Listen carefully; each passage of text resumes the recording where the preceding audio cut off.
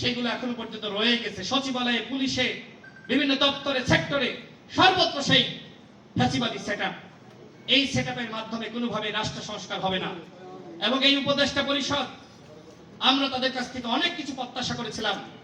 তারা শুরুতে বলেছিল যে তাদের সম্পদের হিসাব প্রতি মাসে তারা একবার করে দাখিল করবে।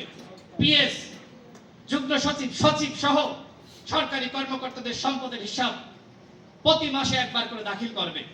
কিন্তু এখনো পর্যন্ত 11 মাসে, যেখানে 11 বার করার কথা, একটি বারও করতে পারে নাই। বরং উপদেষ্টাদের, পিএসদের দুর্নীতিতে আমরা দেখেছি যে তারা দুদকে দৌড়াচ্ছে, পিএসদের দুর্নীতি দুদকে দৌড়াচ্ছে। তারা যদি শুরু থেকে এই দেশটা ভালোভাবে চালাতে পারত, তাহলে আজকে যে সম্ভাবনা নষ্ট হয়েছে, আজকে যে হতাশা মানুষ ব্যক্ত করছে, এই হতাশা আমাদেরকে দেখতে হতো না। আমি সরকারকে বলবো, 11 মাস তাইরে নাইরে করে দেশ চালিয়েছেন, এখন 7 থেকে 8 মাস আপনাদের হাতে সময় রয়েছে। এখন আপনারা কিভাবে গণহত্যার বিচারকে এগিয়ে নিয়ে যাবেন, কিভাবে রাষ্ট্র সংস্কার করবেন, এবং কিভাবে বাংলাদেশের জনগণকে একটি আন্তর্জাতিক মানের অবাধ, সুষ্ঠু, নিরপেক্ষ নির্বাচন উপহার দিবেন, সেই 3টি কাজে আপনাদেরকে সমান গুরুত্ব দিয়ে অবশ্যই মনোযোগ দিতে হবে।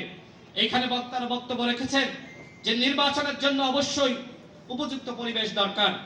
সরকার বলছে, আমাদের প্রধান উপদেষ্টা বলছেন, যদি আমরা আন্তর্জাতিক মানের একটি অবাধ, সুষ্ঠু, নিরপেক্ষ নির্বাচন জাতিকে উপহার না দিতে পারি, তাহলে আমরা নিজেদের কাছে অপরাধী থেকে যাব।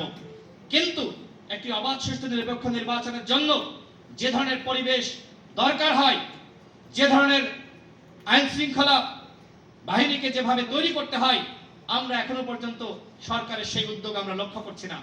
বরং সমাজে হানাহানি, মারামারি, পুলিশের কথা এখন কেউ গোনায় ধরে না।